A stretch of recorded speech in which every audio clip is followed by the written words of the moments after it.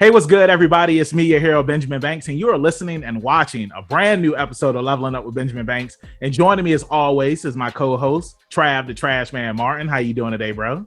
I'm here.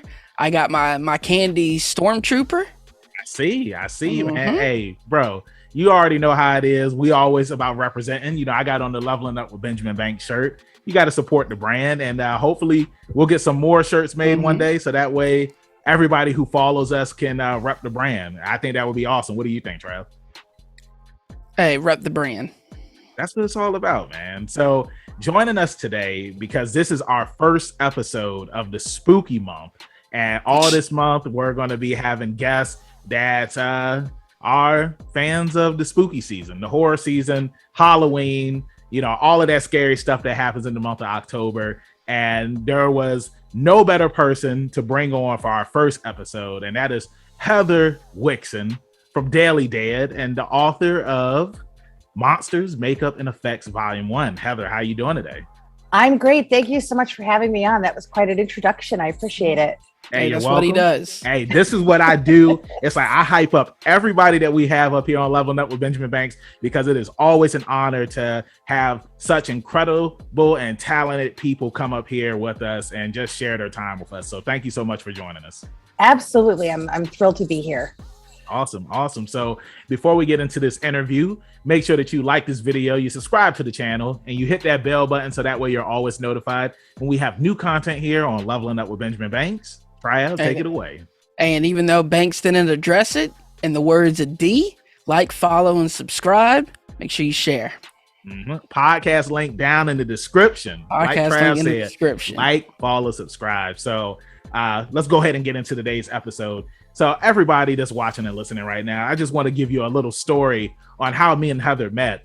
So when the Candyman movie had came out, I had did a review for it. And after I did my review, I went in Twitter land and I just searched everybody that has something to say about Candyman. And I went on everybody's tweets and I shared my opinions about the movie. And, Heather, not everybody, they don't respond back to, my tweets, but Heather, she responded back to it. And we started talking about the Candyman film and whatnot and just how good it was. And if you haven't seen it, I highly recommend it because it is such a really good film. And I thought that they did it justice to carry on the legacy of Candyman.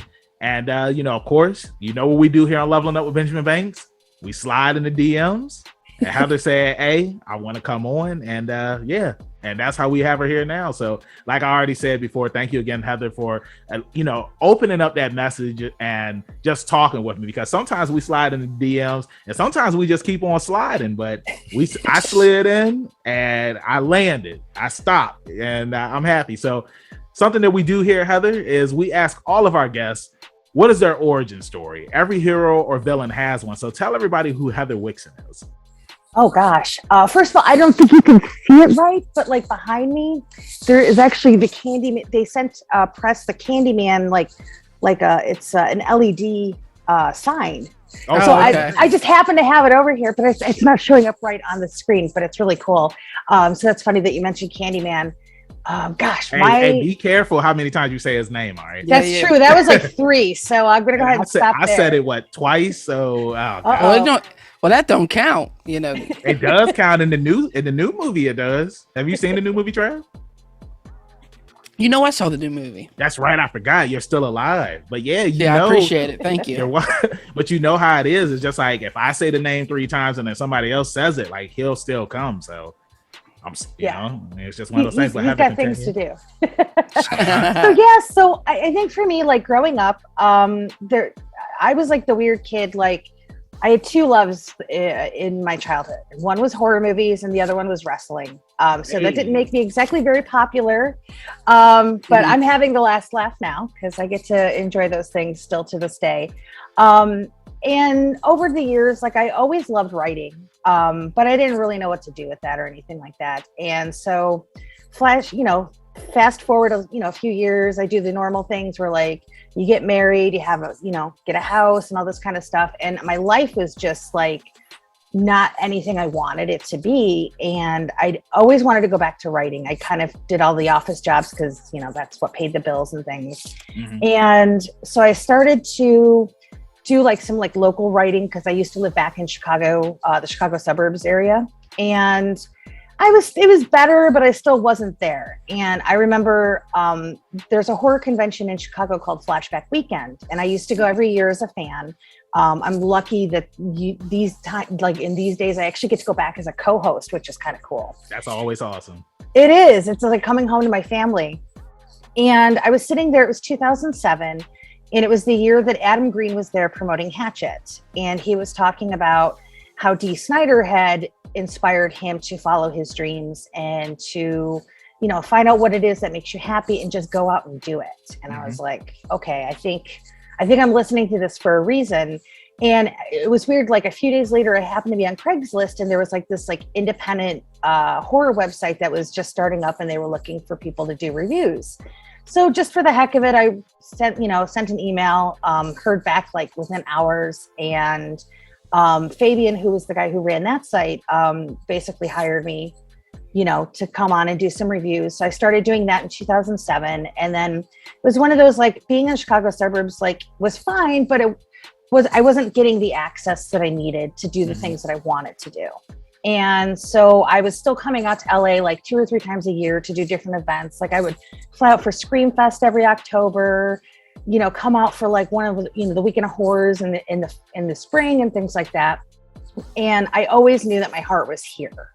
And it was sort of a weird, congruent, like just a whole bunch of different things sort of lined up where it was like I was in the middle of getting a divorce. I ended up losing my job because of the 2008 economy collapse, and basically had like houses going into foreclosure. So I have nothing really tying me there anymore. And I just, on a whim, I had booked a trip to do a vacation in March of 2009. And I was like, well, I'll send out some resumes, see what happens. And while I was on vacation, I ended up actually getting an office job. And in the midst of all this, I ended up started working, writing for the site Dread Central, which is one of the bigger sites. And, and so I talked to the editor there and he was like, if you're out here, we can do more, you can go and do more things and be able to contribute more and everything like that. So I basically went home, packed up everything in like 5 days, and I kind of just moved out here. And it was just kind of like that. And it's funny looking back at it now, like how insane that seems to just like throw away like 30 years of your life, like not throw away, but just like you're basically moving on from 30 years of your life, everything that you've known, everybody that you've known, and going out with no safety net into this whole different world. And it was tough. Like, I mean, there's been a lot of ups, there's been quite a few downs. But for me, it's always been about sort of preserving the history of the genre. It's just something that is super important to me because I grew up watching, one of my favorite movies growing up was this movie called Terror in the Aisles, which kind of gives you all these different clips from, like, they call them terror films back then. And for me, that was like my education. That's how I kind of fell in love with everything. And I would watch those things. And every time there'd be some sort of special on about like the behind the scenes of stuff, like I was always, I'd tune in for all of those. I'd record them whenever I could. And so as my career kind of evolved a little bit, like I love doing the day-to-day stuff. The jump hits and everything, they're fine. But I want to have like real conversations with people because one thing that I learned when I was in studying journalism throughout high school and early college was like, everybody has a story. Yep. And, for me, when I was doing a lot of stuff with people in the world of effects, like everybody was always going to them and being like, oh, well, how do you make this? And how do you do this? But nobody ever talked to them about their lives. And I was like, we're going to lose these stories. And even through this process, because I've been doing this for like 5.5 years now. And even throughout this process, like we've lost people along the way that I've interviewed already. Like in the first volume that comes out in October, or this month, since this will be October, Matt Rose was somebody I interviewed in late 2018 and he passed in 2019, just very unexpectedly. And so that to me is something I'm really grateful for, that if nothing else, people are going to get to know who he was because he deserves to have his story told. We all do. Yeah, I 100% agree with you on that. Yeah, so it's been a really crazy, wild ride. I've been fortunate to do all kinds of different things. Like I produced a few things. I got to be in the In Search of Darkness documentaries. You know, I have other book projects that I'm kind of working on. It's been a real blessing. It's been overwhelming at times, and I have like the most insane schedule ever, and I don't recommend it. But I wouldn't trade it. Like, I love it, and I'm really grateful every day that I wake up and I get to do what I love to do for a living. Mm-hmm. And you know, I think that that's one of the important things about life is you want to do the stuff that you love, especially if this is something that you're passionate about and you want to, you know, work in this type of field or something. And to piggyback off of what you were saying when you were coming up, it's just like you loved horror and you loved wrestling. I was the same way. It's like growing up, I loved wrestling.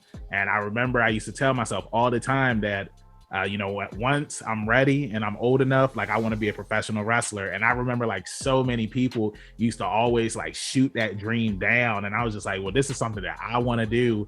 And I followed my dream, and like now I'm a professional wrestler. I've been doing it now for almost 10 years. And it's just like how you were saying, it's just like you were the weird kid. But I always say that the weird kids are the ones that always succeed, and they're the ones that always have the funnest times as adults. And I mean, I'm not to brag or anything, but it's like I tell people, and like some people be like, oh, you shouldn't say that, but I'm just like, man, I'm way more popular now than I was when I was in high school. So at the end of the day, I won. And it's the same thing like with you, Heather. It's just like you're way more popular now in life than you were when you were younger.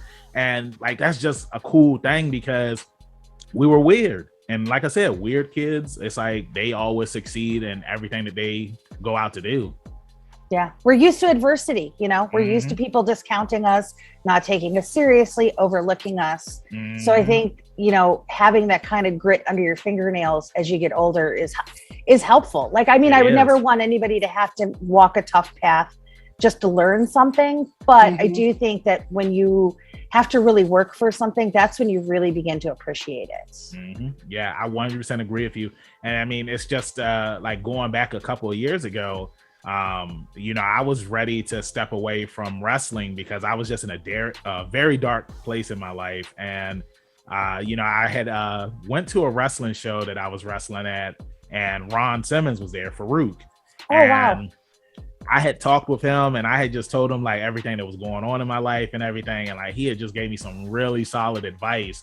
And it was like, after that, like, it was a rocket on my back, and like I just blasted off like Team Rocket from Pokemon. And yeah, and it's like I was thankful to have that moment because I just feel like if I would have never went to that show, which I didn't plan on going to, and you know, I talked with him, and you know, Benjamin Banks is still here. We got the Leveling Up with Benjamin Banks podcast. I met Trav.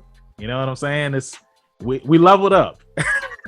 You certainly did. And also I have to say too, like as somebody who has been following, you know, the bigger companies for years, and also the independent scene. Like, I don't think there's a better time to be an independent wrestler than there is right now. Like, the scene everywhere is hot. Like, there's so many companies that I'm starting to follow, and it's like I have to give a lot of credit to that to GCW, who goes into different cities and they'll wrestle with companies and put them on, you know, give them a platform.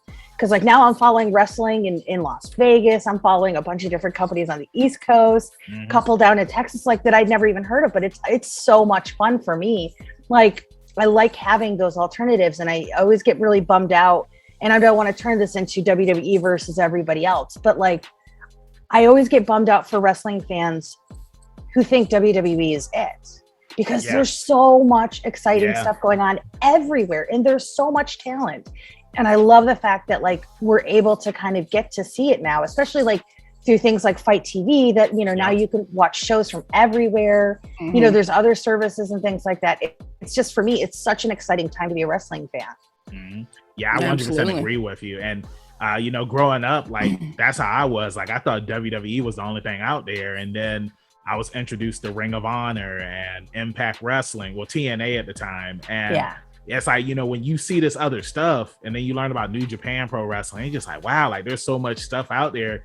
And it's sad that you do have some WWE fans that are just like, no, WWE is the best. It's the end all be all. And some of the stuff that I see that some of the fans say on social media, like, it's like they trash everything else, and that's not WWE. And I'm just like, How? Like, how can you be like this? How can you just say that everything else is trash? Or like, because AEW is out there now, and it's like whenever somebody that was misused in WWE goes to AEW, you always see people just like, WWE did everything for this person, and how are they gonna betray them like that? I'm just like, at the end of the day, we are real people, and we have families to feed, we have bills that we need to pay, and it's like we're gonna go to wherever the money is and wherever is gonna help us succeed in life. And sometimes it's just like, WWE, I feel like it is like a dream that every wrestler wants to, do. They want to work for WWE, but at the same time, you can wrestle on the indies all your life and you can make a good living, depending on like the areas that you go to and whatnot. So yeah, I would say too, especially for me, like those fans to me are like, they're fans of a brand. I don't think they're fans of professional wrestling. Yeah. And trying to say that to them, they will come back at you immediately, and they're like, no. I'm like, no, that's what it is, because you have brand loyalty, and there's nothing wrong with that. Some of us prefer Coke, some of us prefer Pepsi. That's true. Those of us who are smart, we love Dr. Pepper. Like, it's okay. We all have the things that we love. And so I always see this like line that forms where it's like WWE versus everybody. And it makes me sad because a lot of my favorite wrestlers are still in WWE. I don't really watch because I don't like to support. I'm just not a big fan of some of the stuff that Vince McMahon has done behind the scenes. I don't like the Saudi Arabia stuff. It just bugs me. It just feels a little dirty. Him leaving wrestlers stuck in that country still to this day. Like, you don't do that. You just don't do that to people. And so for me, I'm like, I'm still willing to support the wrestlers that are in that company, but I don't support WWE. And there's a difference. And I always wonder, like, how people could be such huge fanatics of talent when they're in WWE, but if they go somewhere else, suddenly they hate them. I'm like, well, then it's just weird. Like, all of a sudden Adam Cole's like, persona non grata. And I'm like, why? He's amazing. Like, I've been watching him since PWG. And the reality is like, Vince gutted the indies from 2015 until 2018, where, and everything's been rebuilding. And that's, again, has been really exciting because we're getting all this new talent. But like, so for me, like, everyone's like, well, you have all these WWE guys. I'm like, no, these are indie guys. These are ROH guys. These are PWG guys. These are GCW and things like that. Like, it's a bummer. Sorry to rant. No, it's cool. Hey, this is what we do up here on Leveling Up with Benjamin Banks, and I agree with you on everything that you said. And it's funny to piggyback off of what you said, where it's just like whenever somebody leaves WWE, it's like WWE fans will trash that person for leaving and going to other places. But then as soon as they come back to WWE, it's like they praise them. And I'm just like, you just hated this guy for leaving. And now it's just like, oh, we love that he's back in WWE, yada, yada, yada, all this BS. Well, let's not act like they don't do it vice versa neither. So I mean, it's true. Kenny Omega just had to do a big rant on toxic AEW fans. You know what I mean? So it exists on both parties. It really does. It does. And that's the thing. That's the hard thing that I've learned. And I think the internet has really built that up, is that these sort of subsets of any fandom, horror, Star Wars, anime, movies, cartoons. Don't even get me started. DC versus Marvel. My Lord, I can't just watch a movie and just enjoy it. I suddenly have an agenda regardless of who makes it. There's all these little subsets, and they have a voice, and now they can just rant off, out into the ether, and the ether. So I basically figured out, like, when I want to engage with that, and most of the times I don't, because I'm just like, there's no changing it. Like, I can have a rational conversation with anybody, but if they're not willing to really listen, like, what's the point? So, or just to even talk, because I mean, I know that everybody's going to have different opinions on stuff, but it's like you said, it's just like sometimes some people's opinions can just be too overbearing and overwhelming, and it's just like, I don't want to keep going back and forth with you. So sometimes, like, somebody will say something, or like on Facebook, for example, I'll just hit the like button and just keep it moving. I'm like, I'm not gonna sit here and entertain this. Hey, and you also got people who handle situations differently, right? Because you got a guy like Tyler Breeze, who was pretty much, crapped on his whole entire WWE run, right? Not used properly. And he could go on a rant and do But that he stuff, didn't. but he chose not to. Mhm. Versus CM Punk, who's still talking about it 6 years later. So different people, they handle stuff differently, and at the end of the day, dude, it's just human beings being. Hey, it's just like being in a relationship, man. It's just like either you're gonna continue to be bitter, or or you just gonna talk about the good times you had and just keep it moving. And I'd rather talk about the good times and then just keep it moving, because I like to just stay positive. But to get back on horror, and we took a huge snowball. I'm sorry about that. It's like, Trav, I don't think any of us knew that she was a hardcore wrestling fan. So and that's what I was there the night we weren't David Arquette prepared. almost died. We weren't. Yeah, right. I was there the night David Arquette almost died. Wow. In that match with Nick Gage, that was the scariest thing that I've ever witnessed in person. Also, that night Marco broke his leg earlier in the evening. It was total chaos that night. But we were like second row, like right level against the ring, and that's crazy. That was really, really intense, and I was really scared for him. I've never seen anything like that in person, and even in video, the only wrestling incident I've seen where somebody died was the Rey Mysterio incident in Mexico. I remember that. That was crazy. And I know it's happened. Rey's not the first one where an accident happened. Yeah. But I know that shook up Rey. When of course.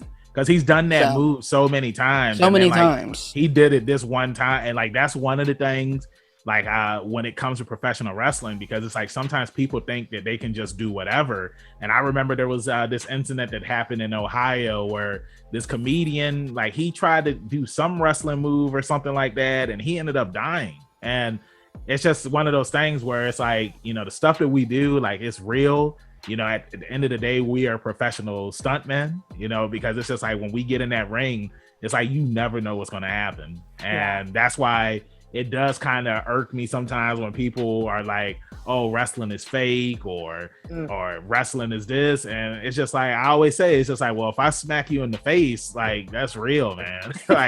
You know what I'm saying? And they usually change their tone or want to talk about something else. But yeah, like I was saying, to kind of get back on the horror topic, you said that, you started out doing reviews for the channel, the web channel that you were doing. And I think that that's awesome, because we do reviews here for our channel and whatnot, where we pretty much talk about anything that's nerd related and whatnot. And it's just interesting how you said that you went on Craigslist and there was an ad up there, and then, you got your foot in the door, and then you just started clawing and climbing until, you got to where you are right now. So I wanted to talk about Daily Dead. How was it, getting into that company and then now being the managing editor? Yeah, so it was in 2013, and things went a little awry when I was at Dread Central, and I won't get into all that goofiness, but I knew I needed to make a change. And it's funny because you mentioned earlier, how you messaged me and I responded, and I try to be as diligent as I can to interact with people, because I might have a lot of followers on Twitter or whatever it is, and it's awesome, and I'm so excited about that. But ultimately, it doesn't make me any better than somebody who has 300 followers. We're all the same people. We're all people on a platform talking nonsense. That's what we do, right?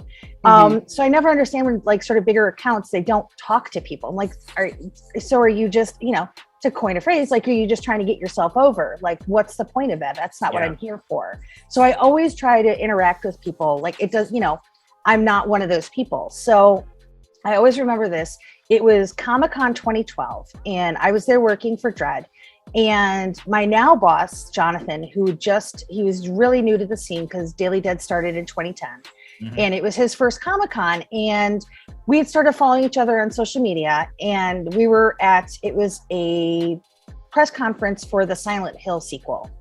And I was like, oh, and I saw him just sitting there by himself. And I was like, oh, you're Jonathan from Daily Dead. And he was like, yeah. And so we just started talking.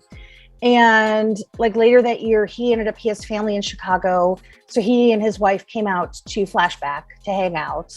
And, so we just kind of got to know each other a little bit here and there. And then once I realized I needed to kind of move away from where I was, because I wasn't going anywhere. I wasn't getting to do the things that I wanted to do. And there was just a little bit of some ego play, happening there that I I didn't care about. Like, I'm not here to make myself into the best. I just want to do the work. Yeah. So ultimately it was like 2013, and everything was kind of falling apart there. And Jonathan was like, well, if you want to come over, I would love to have you. And I was like, oh yeah, it sounds great. And at that time, like, we were a lot smaller than we are now. Like, we basically have worked together to build Daily Dead up with the rest of our team over the last 8 years, where we were getting not a lot of traffic, couldn't really get publicists to respond to us.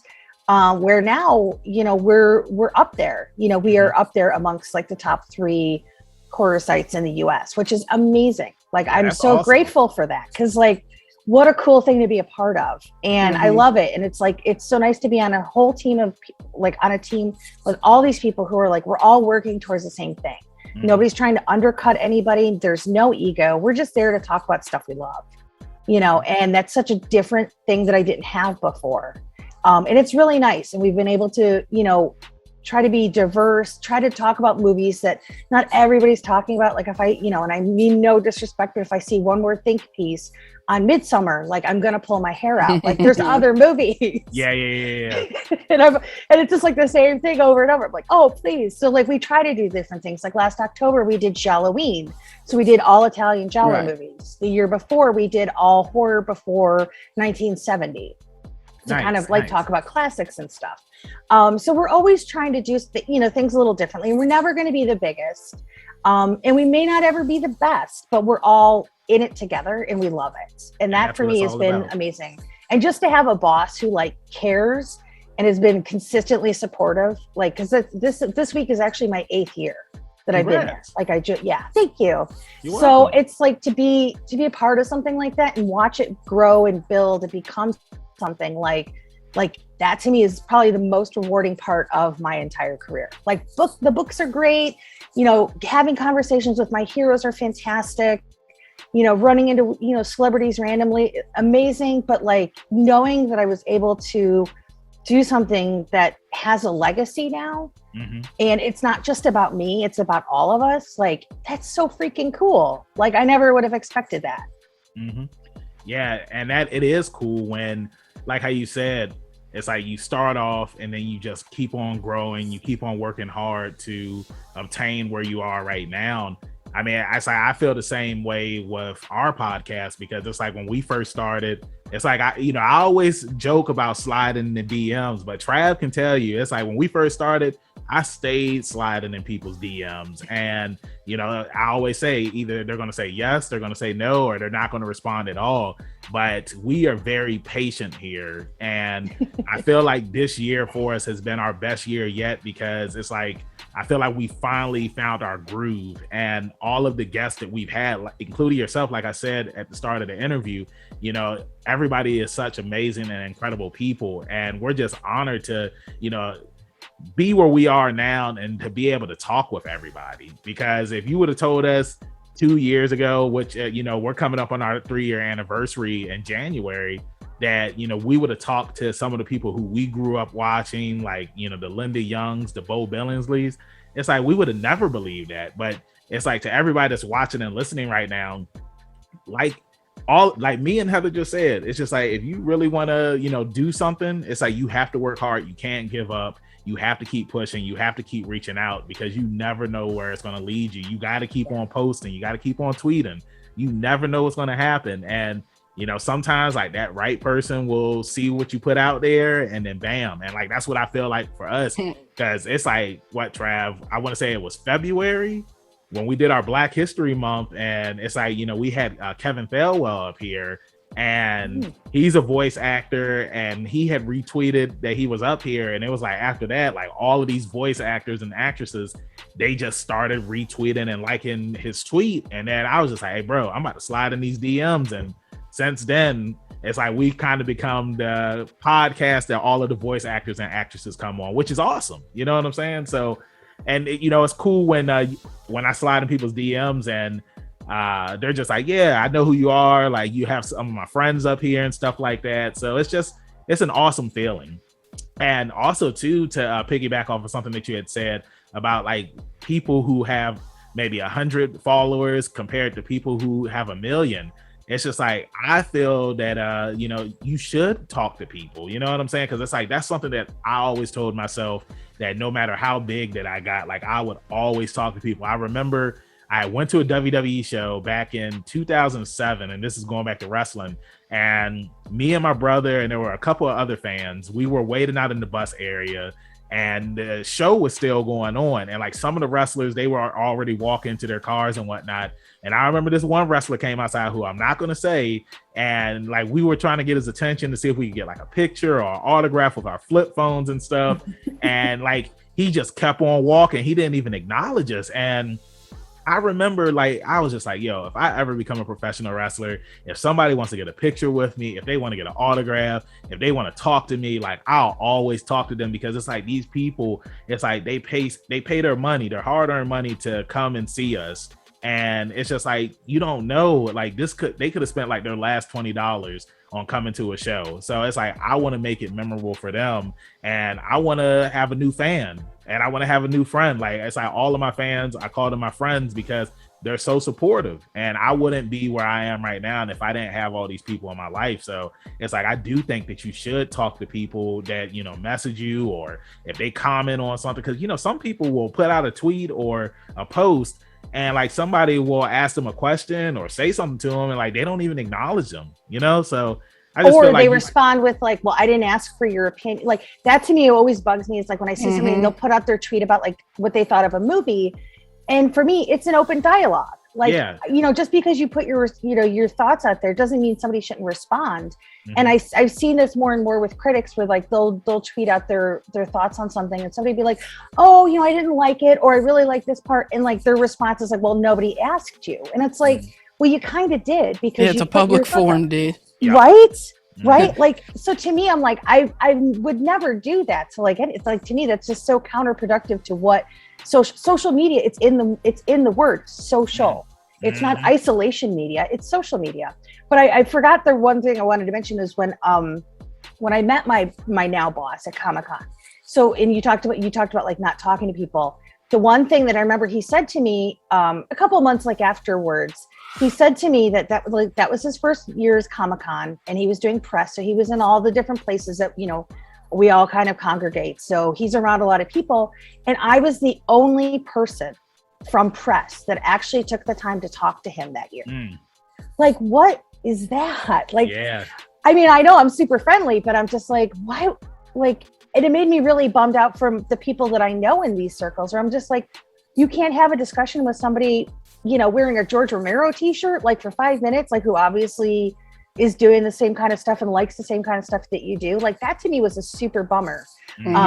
And then also the funny story, when you mentioned like standing outside of a WWE show, one time, and this was like 99, I want to say, the Dudley Boys almost ran me over, and I'm still not over that.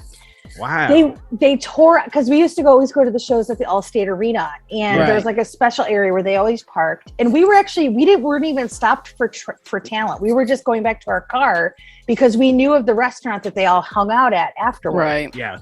So we're just walking through, and Devon is just driving, like tearing through the parking lot, and almost hit me and like 5 other people. I was like, dude, calm down. Like, nobody's going to stop your car. Like, we love you guys, but like, we're going to let you. We're not that crazy. Yeah, you know? Yeah.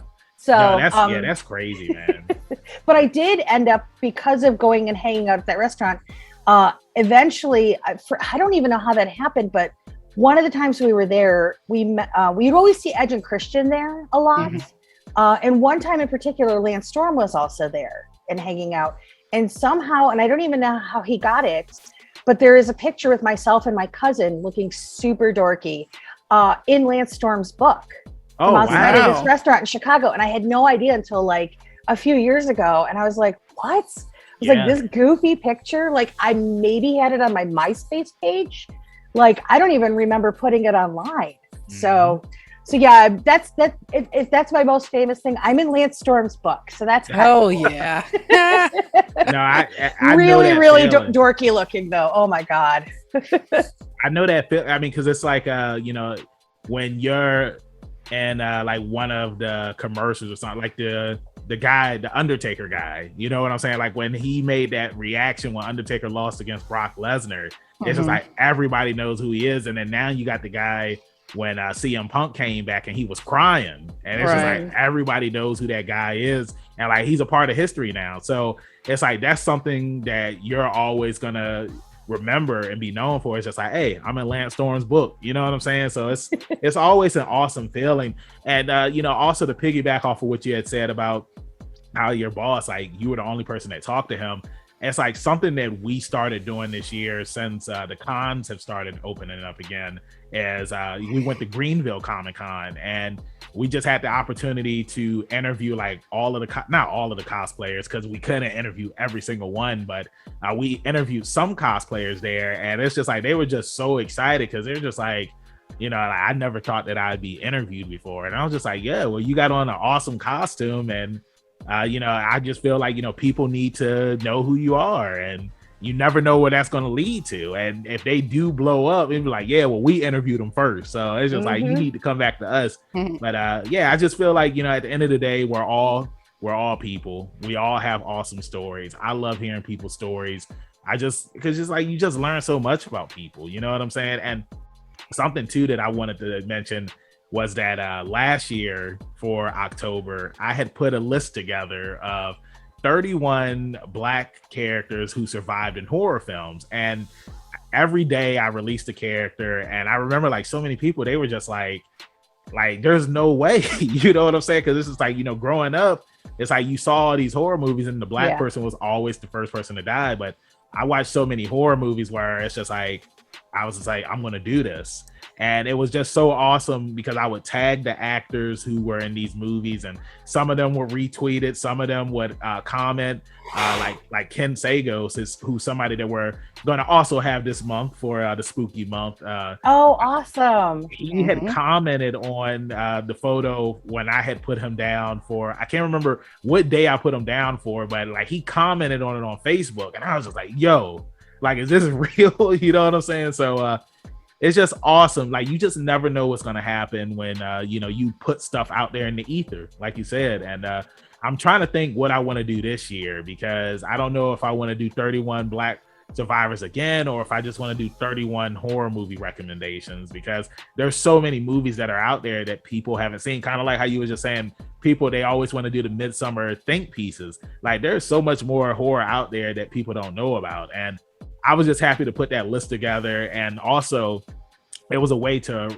refresh people's memories, because like people like Demon Knight that had Jada Pinkett Smith in it, like people had seen it when they were a kid, but they never knew what the name of the movie was. And then I put it out there. Or what's the other movie, Night of the Demons? You know, people like, these are classic movies, and some people have seen them, some people haven't seen them. So I'm just really thinking about what I want to do this year. Awesome. Trav, you mentioned, trust me, it's so tough. I haven't even thought about October yet, and I should have been thinking about October like 2 months ago. So I get it. But Trav, you mentioned earlier you were going to ask us something about a streaming thing. Yeah. So you know, I produce this other podcast called Oscar Worsty, and what they do is they go through the Oscars yearly and decide if the film that won Best Film, if they deserve to win Best Film.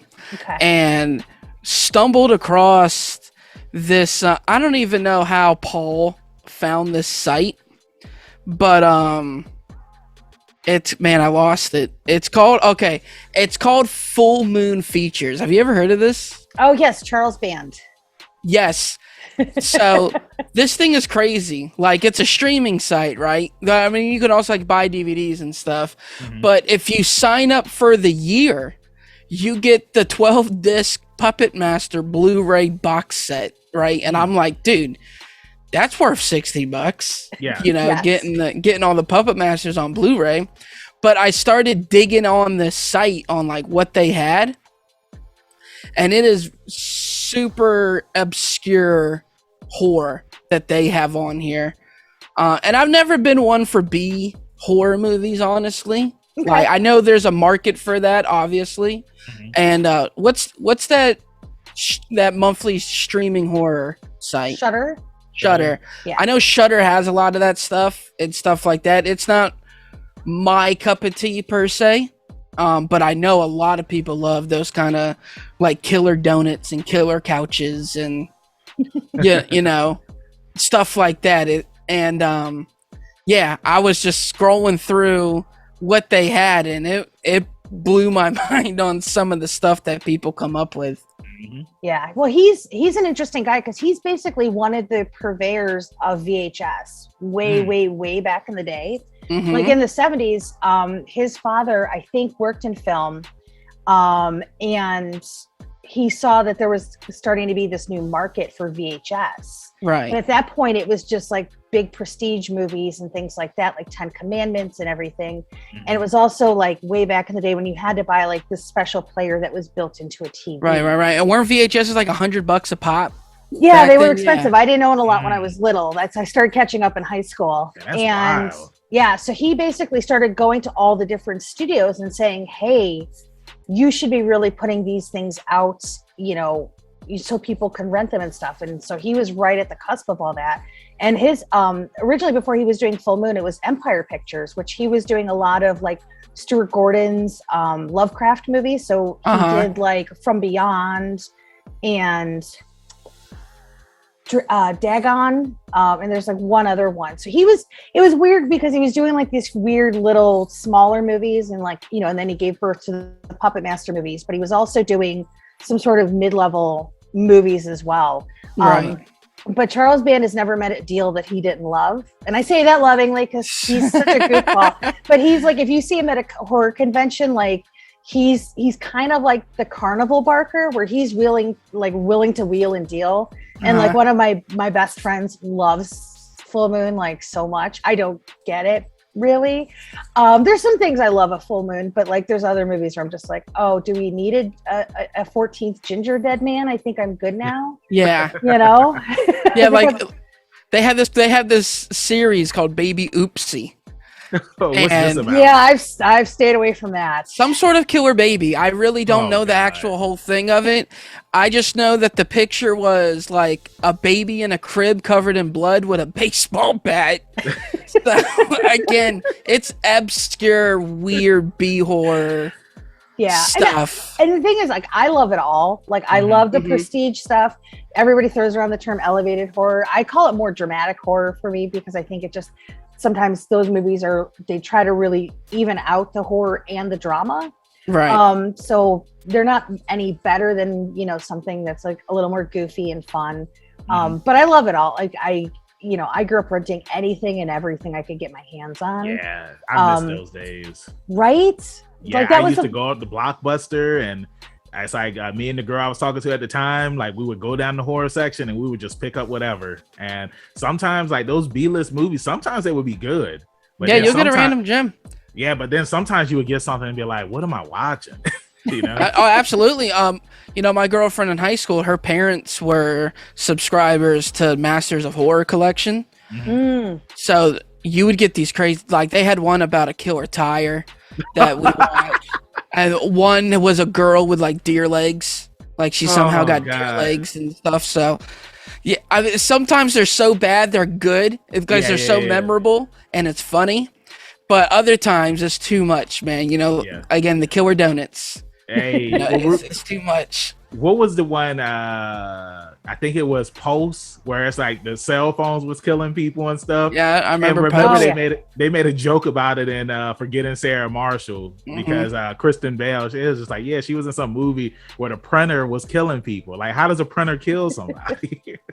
I mean, it goes back all the way to Maximum Overdrive because we owe it all to Stephen King for basically, you know, making inanimate objects scarier, things that don't have any sort of like thought process. Like I actually just did a podcast on Maximum Overdrive because it's a garbage movie that I absolutely love, and I recognize it's garbage, but like I will watch the hell out of it because it's just fun for me. Like I know it's terrible, but that's okay.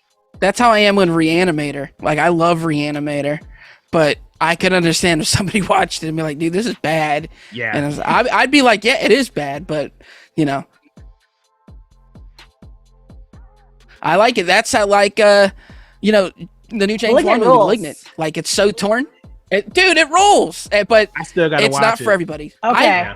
Yeah, I tell everybody it's not for everybody, but it's for me. Yeah. You know, it was it took a hell of a turn in that third act, and it got weird, and I loved it. You know? Yeah, I think because I've over the years I've really come to embrace Italian horror, and not even just specifically giallo, but like they just will throw anything and everything into a script, which is what I love. Like I want to go into a movie and I want to be surprised because I have to watch hundreds of movies every year.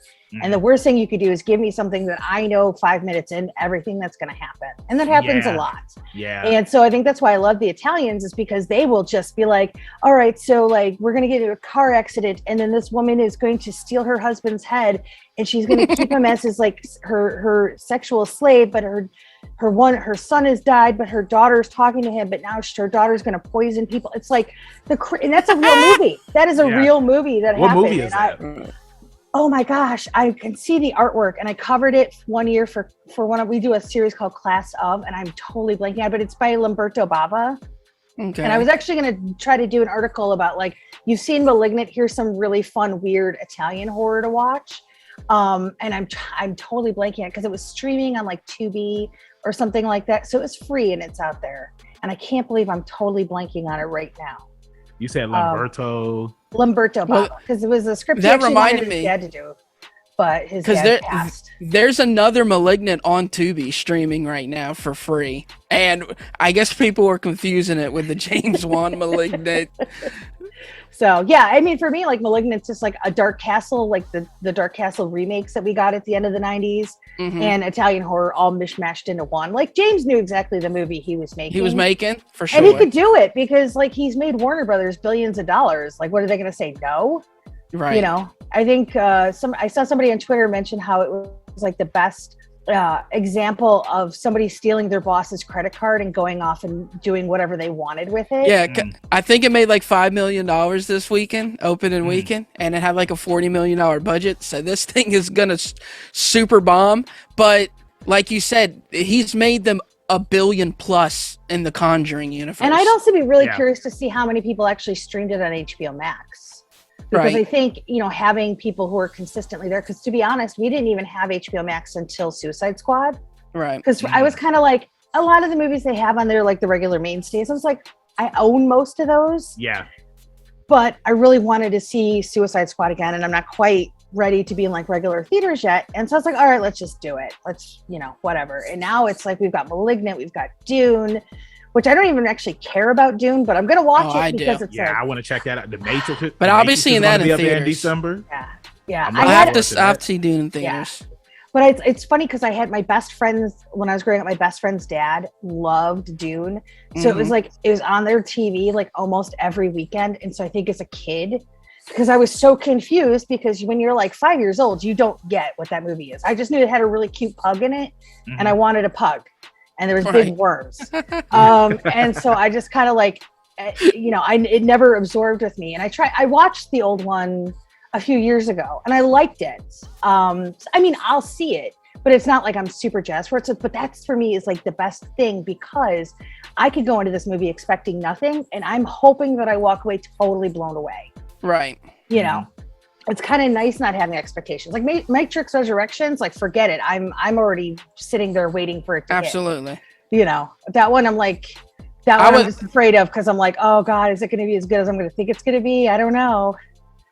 Yeah, I was on the fence about that till they dropped that trailer. Then I was like, the trailer looks dope. I mean, I can't wait to see the movie. Now, to piggyback off of what you were saying about the director, dang, I forgot his name. Dude that starts with an L, Italian guy. Yes, Lamberto Bava. Lamberto Bava. So, because when you were talking about like Italian films, I was going to mention Suspiria, and then I see that he directed Inferno, which was the sequel to Suspiria. And one of the things that I loved about that film, I watched it a couple of years ago, but Inferno or Suspiria? Suspiria. I've never seen, because I know that there's the original. the original Suspiria, not the remake.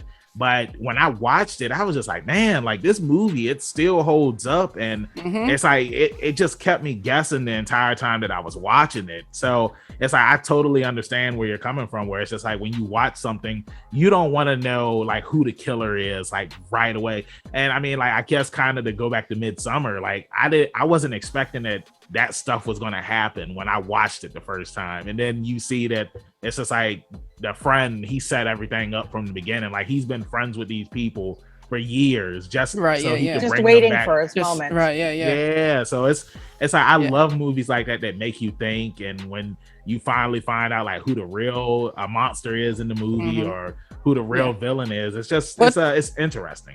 What's the A24 movie before Midsummer? From Hereditary. Oh my God. That movie's like, those two movies kind of for me put A24 on the map. Now I see anything that A24 is attached to. Yeah. But also I want to go back to Suspiria, because the original obviously still holds up, but a lot of people kind of crapped on the Amazon remake. I love it. And I loved it. Oh my God, it was incredible. The first time I saw it, it was actually a Fantastic Fest a few years ago, and I literally was sobbing by the end of that movie. Like, I was so moved by it. Like, I actually incredible. I can't watch it as much as I watched the original Suspiria, because it is such a different catharsis. And I wanted to say, because one of the things about Suspiria that always bugged me is like, everybody, because everybody has their definitions of what giallo is. And for me, like, obviously because of what we learn at the end of Suspiria, because they're witches, it isn't technically giallo, but the first half of the movie makes you think it is. So I've seen people, because there's like a lot of gatekeeping about what boxes you're supposed to put these movies in, which is with Malignant, everyone's like, it's not a giallo movie. I was like, well, the framing of it very much is in the first half of that movie, because you don't know what's going on, which is a lot of different giallo even movies. with the trailer. I mean, the trailer is like, I didn't know what I was gonna watch. You know what else was like that? Get Out, because it's like when you saw the initial trailer, like you would have thought it was like a horror movie, but then it's just like when you actually watch it, it's just like, oh, it's not a horror movie. I mean, in some aspects it is, but it's more of a psychological thriller. There was another movie that came out, Crimson Peaks, where it's like Crimson Peak, with trailers for that, like you thought it was a horror movie, but then you see it's more of a love story. So right, but with horror elements. Loki, what's his name? Tom Hiddleston. Dude, he's incredible in that movie. Del Toro's right up there for me. Del Toro. Del Toro's great. Favorite. I'm so excited for Nightmare Alley. So let me ask this then, since like we're just throwing random titles stuff at the wall. What's your opinion on Eli Roth? And Green Inferno, and it was probably one of my most uncomfortable movies experiences that I don't really ever want to repeat. But I think here's the thing, like with him, because he has such a weird past in terms of he's been sort of overly, like his character, his persona that he put out early on in his career was that he was okay with being sexist, and he was okay with being demeaning towards people, because he got Quentin Tarantino to basically throw his name on Hostel, Cabin Fever. But the thing is, like, so when the first time I ever interviewed Eli, I was expecting this super full of himself guy, because that's kind of what everybody sort of thought of him. And then I interviewed him he produced The Last Exorcism, and like, he was just like this big nerd sitting in a room, and wasn't this guy that everybody says he is. And I don't condone, objectifying women in a way that he was doing it, where, like, for example, his Thanksgiving trailer that he did for the Grindhouse movies. Yeah. He basically, the girl on the trampoline forced her to be up there for like 25 minutes, just over and over and over. And I was like, I feel like you could have gotten that shot in like kind of like some Stanley Kubrick stuff. Yeah. And I get it. It's fun to watch boobs bounce. Like, we get it. But I'm just like, to me, like, it's, and I remember he even said in an article where he was like, it's like kind of getting to live out your grossest fantasies or something like that, which doesn't help. But I think he's made some really smart horror movies. And I actually think, for me, Green Inferno does set a lot, because I say a lot, even though it's really like in your face about it. But I mean, it talks about sort of this, like,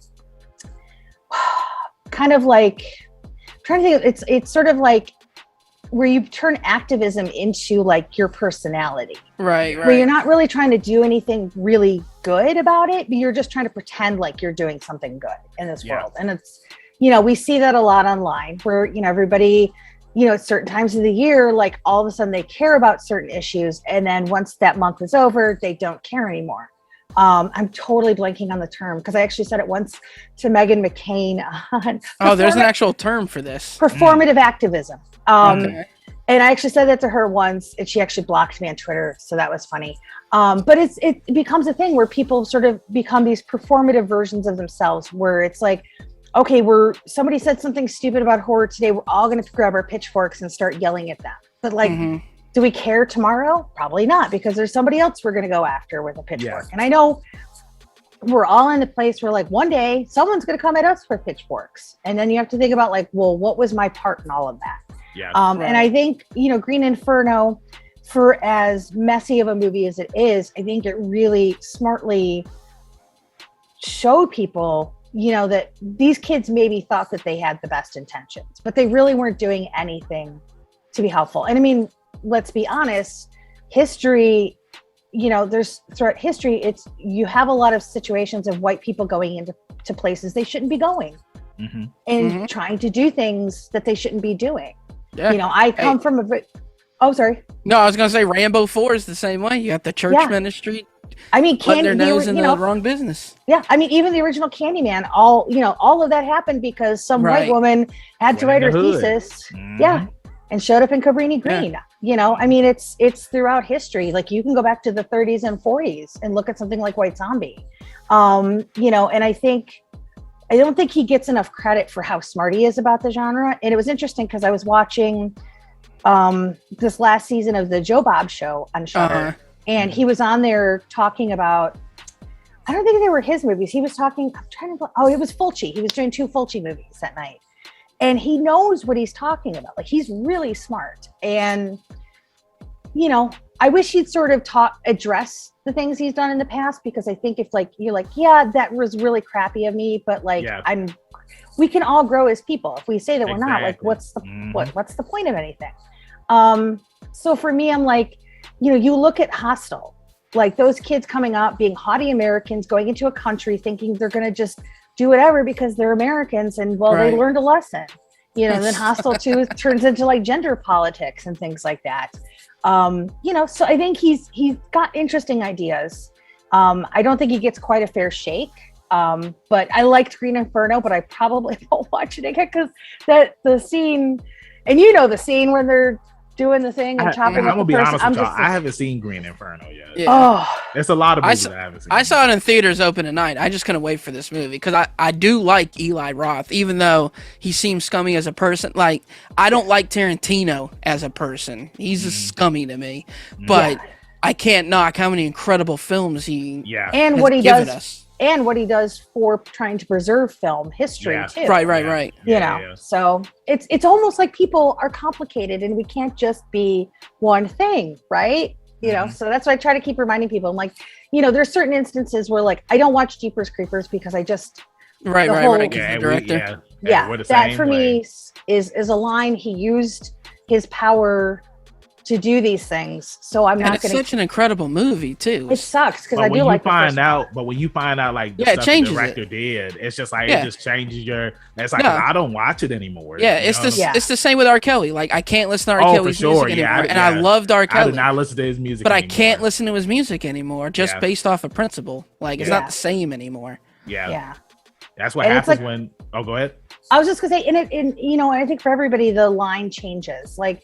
There's certain people like I don't really watch Roman Polanski movies. Like for sure. Everybody loves, everybody loves Rosemary's Baby, and I've seen it, but I'm like, I don't need to go back to it. There's so many other movies out there. Like I'm sure Repulsion is a masterpiece, but like I don't feel comfortable, so I'm just going to go and focus on other masterpieces. And everybody, and it's like, and then I see people who. And we all have our own moral code. So I'm like, I always tell people like, you can't impose your own morality on others. That's true. I agree. And I mean, if somebody's coming out and being like, well, Victor Salva's the best, blah, blah, blah.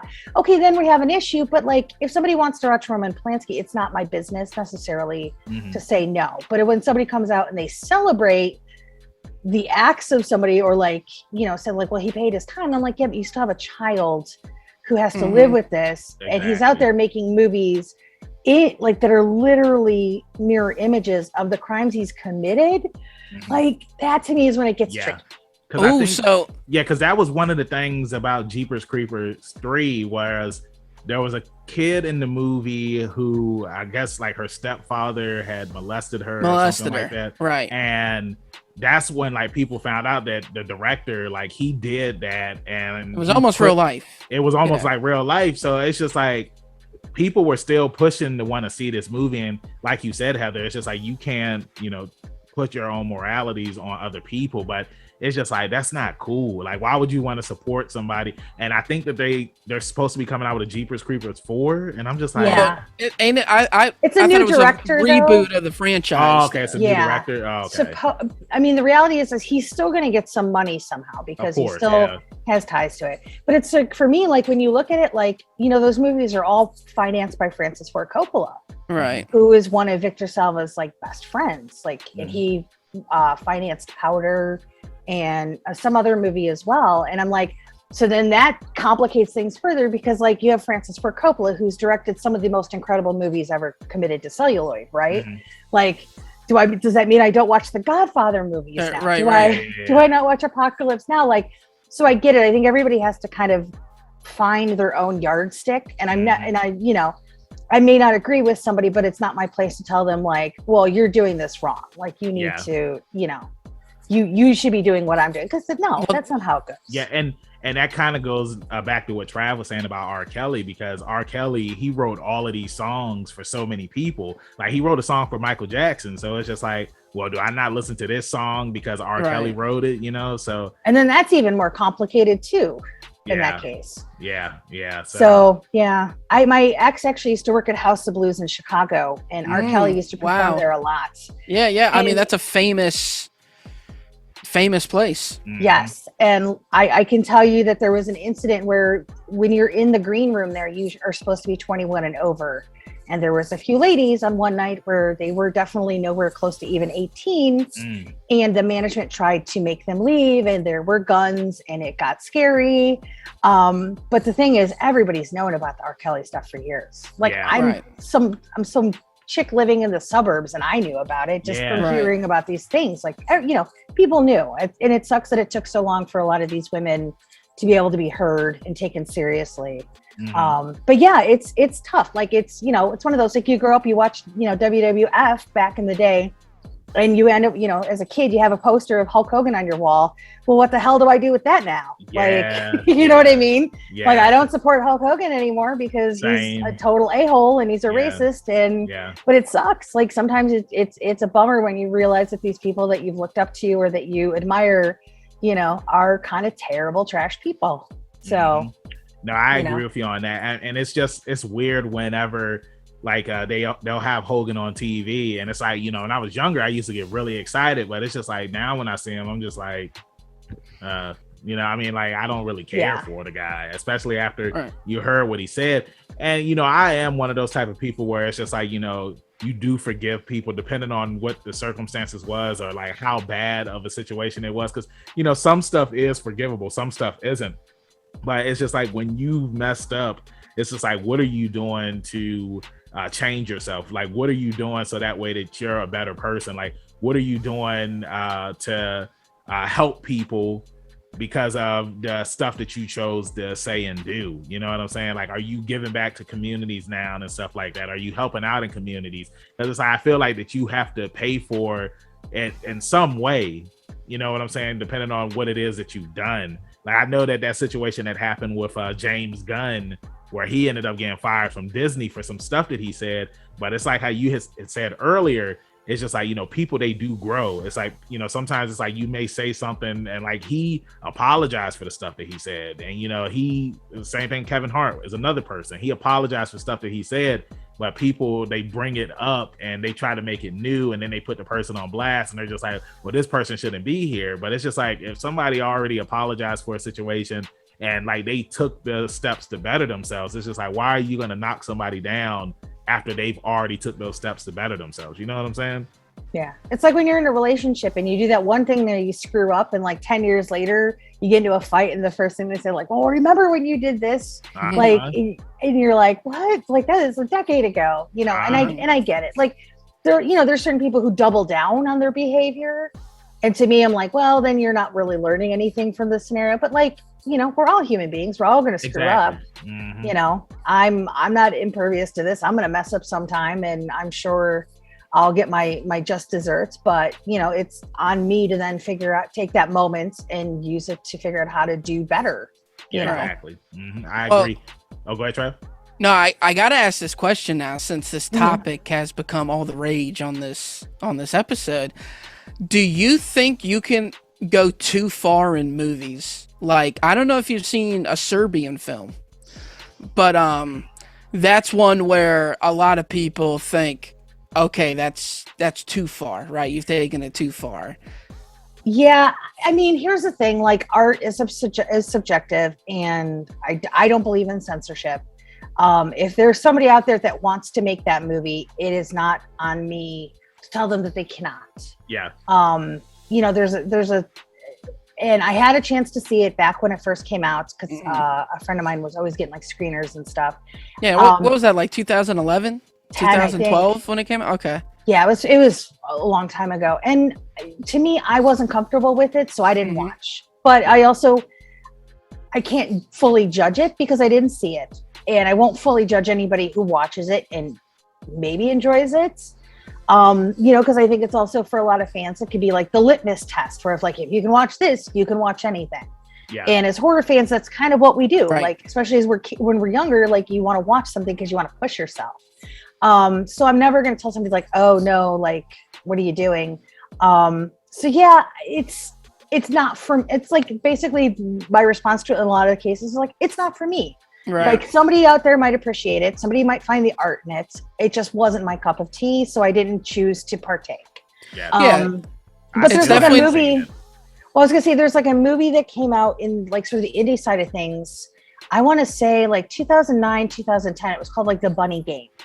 And I have never felt so sick in my life watching this movie, because the director and the actress, I'm pretty sure, like, she knew what she was going into. Right. And like, where the director was literally like injecting her with heroin to get these really authentic performances. Oh my God, are you serious? Yeah, I see this movie. As like a prostitute, like, where he had her like urinating on sidewalks, and like actually had men like beating her up for scenes, and like putting out cigarettes on her skin. And I guess she was into the process. So I can't, if she's into it and she could make that decision for herself, like, it's right. Kind of like snuff films or whatever. Yeah, but I got 30 minutes into that movie and I was like, oh dear God, this is not for me. Yeah, I can't watch it. Yeah. And it's one of those, like, I don't feel like censorship should really be a thing, because there's movies that existed 100 years ago that were probably way too controversial for audiences then, right, but have become to be accepted and understood and dissected these days. So like I said, I would never probably ever watch a Serbian film, but I'm never gonna be mad at somebody who does. Like I said, I've never watched it, and like, everybody tells me, it's just like, you're older now, you should have watched it back in the day, but like, don't watch it now, because I don't know if you'll be able to take it, and all of these different opinions. I'm probably never going to watch the film. I've seen it, and comparing like that to, I know when I'm watching Serbian film, it's not real, right? They're not really doing this stuff, versus this Bunny Game movie you're talking about, where this is just a recording of effed up stuff going on, I don't think I could watch that either. Yeah, Serbian films, it's a wild movie, but what's it called? Because the shock, it's just a shock value movie. Yeah. They take it to the extreme, but you never feel like that stuff's really happening in real life, versus like, I don't know if you've ever heard of like August Underground Mortem or things like that. Yeah. Where you're not sure if that's real or not. Is this a real recording of torture actually happening? But I guess if it's not, that goes to how good, going back to Italian horror, when they came out with was that Cannibal Holocaust and everybody stuff thought that was where like they put the director in jail because they thought he really did these things. Yeah. So that's the one I still struggle with. I watched the animal cruelty free one because I'm a softie, but I've never seen those movies, but I just they're famous, because they have a reputation. Right. But it's interesting because I will say, like, this director who did the Bunny Game last year, he just did this movie that was on the festival circuit called Dinner in America, and I was totally shocked that this was the same director because it has, I'm totally blanking on the girl's name, but Kyle Gallner is sort of the main character in it, and it's sort of like this like kind of middle finger movie where like kind of these two ragtag social outcasts come together and basically like kind of mess with people a little bit. It's very much what I call like sort of a middle finger, like indie drama kind of movie. And it's great. And I was completely shocked when I saw the director's name. I was like, why does that sound so familiar? And then I looked, I was like, oh my God. But it's a wild movie. I don't think it got a Blu-ray or DVD release here, but I know it did come out in the UK via Arrow, if I'm not mistaken. It might be Second Sight actually. But that movie, like, I was like, oh, we're going some places. Like, it opens with like Kyle Gallner crashing some dinner party and making out with Leah Thompson and then smashing through a window, and that's like the first 5 minutes, and you're like, what's going on here? So I mean, it just shows like you can grow. But I still remember that feeling that I felt while watching that movie, and I was like, I don't enjoy this, you know. But I also think we all know our limitations. Yeah, like, that's for exactly years, what I was about to say. Yeah, because like for years I pushed Martyrs away because everybody's like, oh, you are not gonna like that movie, it's too much. And I was like, all right. What movie is this? Martyrs, which is a French extreme movie that came out in like the 2000s. Okay. And it was one of those, like I said, I remember it played like Screamfest 2008, I want to say maybe. And friends of mine were like, oh yeah, I don't think it's going to be for you. It's really extreme. And so for years I was like, okay, whatever. And then I had a friend who wanted to do it for a podcast. And I was like, all right, this is the time. And yeah, it's very uncomfortable, but it's really beautiful too. And it sort of talks about sort of like transcendentalism and sort of what pain is and what the human existence is. And I was completely stunned by it. I don't know that I would probably watch it again soon. Right. But I was so glad I finally took the time to watch it, So I think once you kind of close yourself off, but the French extreme movies are an interesting bunch because like you're either into them or you're like, oh dear Lord, like, no thanks. Now, was the Human Centipede, was that a French film? No, that's a German, right? Yeah. Yeah. I just know that movie was wild. Like, we watched it back when they put it on Netflix back in the day, and it was late one night, and we used to just, this was back on the Xbox Live where they had the party feature and you could watch. That's Netflix. A party. Yeah. And I remember we were just sitting there watching it and it was wild. And I know that they came out with the second one and the third one, but it's like, I just always heard that those films weren't as good as the first. Well, yeah, because it lost its shock value appeal. Like, yeah.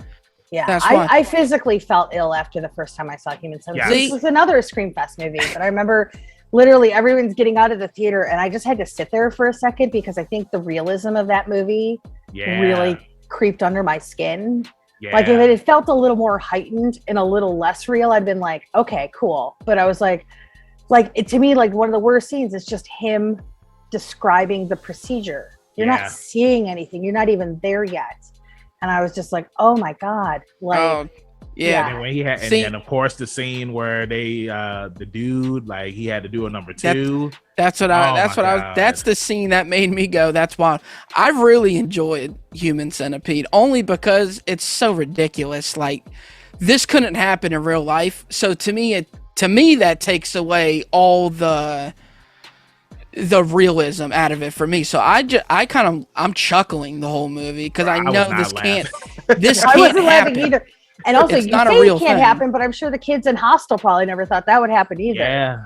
You never know. They're crazy overseas. You don't know what's going on over there. And that's the wild thing about horror movies, because it's just like, you know, you watch them and it's just like, yeah, none of this stuff could ever happen. But then you hear these stories of, your boy's not going to the Amazon anytime soon. You know what I'm saying? I mean, it's just like, you know, people, it's like, look at all of the movies that kind of inspire people to do stuff. I mean, like, you know, you've had people that have watched Jason or the Texas Chainsaw Massacre, and you know, they've done the same type of killings that you saw in those films. You know what I'm saying? So it can happen. You know what I'm saying? It's just like, you never know what somebody might do based off of something that they've seen or read, you know, or a video game that they played. You know, I mean, it's stuff that happens. But, you know, I wanted to ask you this, Heather, because you're a special effects industry historian. So like, tell us like some of the interesting stories that you have from doing that, because I just think that it's really interesting when you look at like all of these horror movies and you see like the special effects and the props. Like, that's something that we always talk about, because like one of my favorite movies is The Thing, and you know, we always talk about the prosthetics and how they still hold up. Like, you can just watch this movie and like everything looks amazing. So like, just give us a little bit of stories about doing that. Oh gosh. Well, I mean, I'm glad you mentioned The Thing, because it's interesting, because everybody sort of talks about the bar was initially raised in 1981 with American Werewolf and the transformation scene. That's a good that Rick Baker and his team, that they put together. That still is, bar none, one of the most incredible feats of special effects ever, and we're talking 40 years later. So that's pretty amazing. What I love about The Thing is that, and this is something I got from like talking to John Carpenter, was like, he was basically turned into a pariah because of the things that he showed in that movie. Like, we all love and revere The Thing now, but when it came out in 1982, it was like the most hated movie. Like the you know, the fact that it has sort of that downer ending, that you don't really know what's going on, the gore, the goop, like just the constant onslaught of like everything in your face. Like, it was not well received in its time. And, you know, a lot of that was the genius of Rob Bottin, who is sort of now kind of like disappeared from the world a little bit. He's sort of like one of these like people who, like, he did his thing in Hollywood for a few years and was like, cool, I'm out. And then nobody can find him. I actually know somebody who's still friends with him, and you know, she's told me like, oh yeah, he's good. He comes to dinner, but he's just out of this world completely. But he was like, at the time that he was coming up, like, he was hungry. I mean, he might have only been like 20 years old, I think, when he was doing The Thing, because he was really young. He originally had done like Humanoids from the Deep, which was a Roger Corman movie. And I want to say he was like 17. I think around that age when he did that. So he was in his early 20s doing The Thing. And I know it was a huge load of work. In fact, they actually, the scene with the dogs, they had to go to Stan Winston to do that because it's just the workload was so much. And, you know, the thing is with that stuff, like back then, especially, like, it's time consuming, it's expensive because of film, you know, so you had, it was something you always had to try to get right. And if you didn't, like, it could cost you an entire day. So I always, like, for me, like, Rob Bottin is one of the first people I think whose effects totally scared the crap out of me. Because I was like 5 when I saw The Thing, and I don't recommend that. Because I was already kind of scared of dogs as a kid, because we had a neighbor dog who had a really mean dog who like bit a bunch of us. Right. So I already didn't like dogs as a kid, and then I saw that and I was like, well, no, okay, they're all gonna turn into like crazy weird aliens. But yeah, I'm trying to think, like, because I've had almost like 80 conversations now. But I think what's really cool is like all of these different people that I've spoken to, they all have different stories. For as similar as they might be, there's always these little branches that like are very different about how they kind of go about like becoming part of the industry. Like somebody like V. Neal, who, you know, in the 80s, special effects was very male dominated. So she had to kind of make her own way, and she's always been like a really strong personality. And she actually started out as like a costumer for rock bands.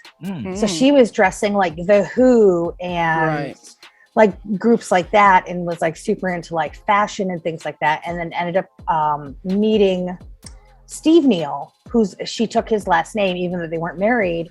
And they just started doing effects together. And back then, because there weren't like these huge shops and things like that, because the industry was different, like they'd all just be hanging out like in a really young Rick Baker's garage, like on the weekends, and just chit-chatting and stuff like that, which I would have loved to have been a fly on the wall for that. And so you have like people who kind of come from different places to get here, and then people who start off here and they go to different places, like Everett Burrell, who's a guy who worked a lot. He did like Fright Night 2, and he used to work with another artist named John Fulich, and they created all of the masks that you see in Tommy Jarvis's room in Friday 4. Wow. And so they were. He had some cool masks in that movie. Yeah. Hard to believe a little kid made them, but right. I'll suspend my disbelief. But they went and they did like the Night of the Living Dead remake and things like that. But like Everett now works in like digital effects, or like somebody like Phil Tippett, who started off doing like little models, like the AT-ATs and things like that, and then did some characters in like Empire and Return of the Jedi, and then became sort of the premier like dinosaur guy, because he was like the large creature guy because he was working on a movie called Dragon Slayer. Right. And was able to get a sort of really great merging of stop motion and like real-time photography to make that dragon come alive. So they bring him in for Jurassic Park, and then they go digital for a lot of it. So then he has to kind of basically learn a whole new field. Yeah, I saw that on that new Netflix show where they talked about all that. And this is the thing that he's said in so many interviews, where he basically thought like his job was about to be extinct. Right. And it's really cool too, because he's one of the people I interviewed originally. And years ago, we were talking about this project that he had started, I think during the RoboCop days. This project called Mad God, and actually now it's making the festival circuits after like 30 years. Right. Like he finally finished Wow, it. It's crazy. really cool. And how is that a thing though? Like, what do you mean? Like, what prevented it from? Just what held it back? Because it's all stop motion, or mostly stop motion, and that stuff is like very time consuming. So it's one of those like you have to pay your bills, so you have 30 years though. That's crazy. Well, I think for certain times, like here and there, he kind of probably got frustrated and put it away, and then came back to it years later and stuff like that. So I think, wild. I think we've all been there in those places where like we've had something we were kind of working on, or like, forget it. And then you come back to it a little bit later. And then there's like guys like Tony Gardner, who runs Alturian Studios, and I don't know if he's doing the Chucky show, but he did the last few of the Chucky movies. Right. And he's done, he did The Blob, and he did Hocus Pocus and things like that. But my favorite story of his is that he was so desperate to meet Steven Spielberg. And back in like the early 90s, they used to do these tours where people would be dressed up as different characters. And so he grabbed like a red hoodie, and he had made his own E.T. that he put like in a milk crate and tied it like and connected to his bike, and That's basically awesome. rode his bike right onto the Universal lot because they thought he worked there. And he would just like hang out and trying to meet Spielberg and stuff like that. And basically got his start by becoming friendly with Rick Baker's dad, who was like a really famous painting like type artist.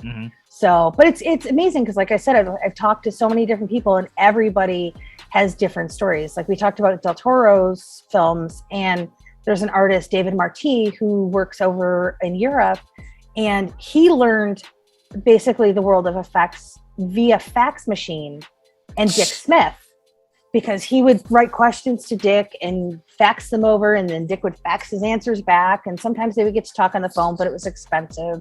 And that's how he, learned how to do these things, and basically would go on to win an Oscar for Pan's Labyrinth.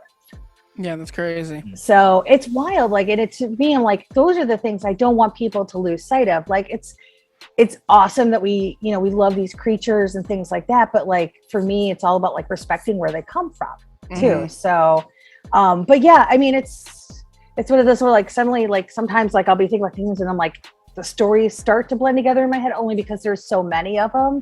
But when I go back and I read through them and stuff, I'm like, no, everybody's had a different path, and now they're sort of all in the same world. And, for the most part, it's all supportive. Like they're in competition, but they also are there for each other when things go bad. Right. And, I've seen that happen a few times with people that we've lost over the last few years, like especially like somebody like John Carl Buechler, who, he directed Troll 2, Friday 7, but he also did like effects for so many years, and his best friend was like Kane Hodder and things like that. And it's funny because like his company was like sort of one of the companies you went to when you were first starting out. Right. Because it was kind of like, you know, you could learn a lot of things. You know, they were always had sort of smaller projects coming through there because they were really affordable. The work may not have always been like, you know, Rick Baker level, but everybody there was having a good time. And like, so in some of the interviews, like people kind of joke about like John, he was a wonderful guy, an amazing guy. And actually one of the few shop owners who would actually, if they were between projects, would actually pay people out of his own pocket to his own detriment, you know, just to keep people tided over because the industry could be unpredictable. Right. But he wasn't exactly what anybody would call a world-class sculptor. Like sometimes he'd use a fork, and so people would joke about it. But when he passed, like there was nothing but love and respect for him because he made so many careers. Like he may not have been the best artist, right, but he was one of the guys. Like I would say out of the people that I've spoken to, like at least 50 to 60% of those people owe their careers to the time that they spent in John's shop. Mm. So I was just going to piggyback off of, you know, something that you had said early on in the interview, where it's just like so many people, they have these stories and we have to preserve them. And that way other people, like they can learn and it can inspire like the next generation of special effects people. And I was just going to say, is this what led to you writing your first book, Monsters, Makeup, and Effects? Yeah, well, actually, I actually did have a different book that came out in 2017 called Monster Squad. So it had 20 interviews. And that's actually how this all started, was like way back when I first started this. I was like, okay, if I can get 20 people to talk to me, then I'm golden, right? Right. And so I started to reach out to people, and then it just kind of kept snowballing from there. And I was going to just kind of keep going with that. But I didn't love my first publisher. It wasn't great. Like the book came out, he didn't even tell me. Mm-hmm. And so it just like, and I haven't seen residuals in over a year. Mm-hmm. So, you know, who knows if that's even making money anymore, which is fine. It's all good. Cause I was able to get the rights back for the material for it. So initially this series was going to be over at Fangoria. And then they sort of ran into a lot of issues last year with their management team, who basically had to leave. And then they got new people in place, which was great. Because there was a lot of good people at that company that deserved to be able to keep doing what they were doing. And weren't not to interrupt you, but weren't they on the brink of going out of business or shut down or something? That was like 10 years ago, and they did. Oh, okay. They did for a while. Okay. And then they got resurrected in like 2017. But the company that resurrected them wasn't great. And had some, you know, dealings, and like basically like the producer that had originally owned Fangoria, like now makes movies with Ben Shapiro. So that'll just tell you everything you need to know. Okay, yeah. But the new management, it's two women who own the company now, and they're based on the East Coast, and they're fantastic. But when they came back and were kind of recalibrating everything, they weren't doing book publishing anymore. So all of this work I'd been doing, I was like, oh my God, what am I going to do? And I happened to get connected with my current publisher, and it's been like a total 180 of an experience for me, like super supportive, sending out things for me, helping me, you know, figure out how to do all this. But it was really great because so it ties back into the first book, where each of these books will have 5 of the interviews that were originally released in 2017, and then it's 15 new ones. And actually the volumes 3 and 4 might end up being a few extra chapters, just because I have a few more than 80 interviews. So I'm like, well, I got to do something with them, because I'm not going to just sit on them. And I don't know if I have it in me to do a 5th book. It's been so long. You never know. I'm like, I need at least a little bit of a break, because I'm like, oh my gosh, I've been doing this so long. But it's fantastic because I have somebody who really believes in it. Like the other publisher, like I was grateful for that deal. It was my first book deal ever. I didn't know what I was doing, but he also puts out like 80 books a year. So I was just a number. I was just book 45 of the year for him. Yeah. Pardon me. So it's nice to be part of something where like I feel like it's part of a brand. And I feel like supported, and it's really, oh, goodness gracious. And it's really great too, because like a lot of the other books that he puts out, like he's been doing he took over the publishing for the Steve Johnson book series called Rubberhead. And Steve himself, he is a character. He's the guy who created Slimer, worked on Fright Night, was on Rick Baker's crew for American Werewolf, right? Species, all these just banana pants things that he's been able to pull off. But he's a handful, and anybody else, Steve will tell you that. And he jokes about the fact that he's surprised he survived the 80s because all he was, basically he was doing copious amounts of coke, and that's the reason he basically has no money. He's not living in a big mansion somewhere because he snorted it all away. He said that. Yeah, I mean, you heard. Sorry to cut you off, but I mean, like, no. I don't know if you know. Is it Steve Storch, Trav? Scott Storch. Scott Storch. Yeah, he was the same way. Where it's snorted just like, all his residual, them Dr. Dre checks. Yeah.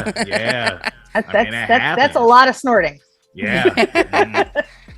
No, but definitely, because I know the book, it comes out this month, and I like to always support whoever we have up here. So I am going to be ordering me a copy of the book, so that way I can read some of these fantastic stories that you have here in the book. And Trav, I know you said you have one more question that you wanted to ask. Oh yeah. And then I'll ask Dee's famous question, and then we'll go ahead and wrap this thing on up. So Trav, go ahead and take the floor. Yeah, and I just have to ask because you brought up Corman earlier, and Corman doesn't make good movies. I just want to get that out there, like, for the most part. But he's so important to cinema because, I mean, if it's not for Corman, we probably don't get Scorsese and like all these other guys. Right? You don't get Jack Nicholson. You don't get Scorsese. You don't get Bogdanovich. You don't get Joe Dante. Yeah, it's a whole level. It's a whole list of guys. But him himself as a filmmaker, he's not very good. But so let me ask you this thing, because this always gets like argued in the horror genre. Who do you think is like the most influential horror maker? Well, maybe not influential. Let me take that back. Most iconic horror creator. That's a good question, Trav.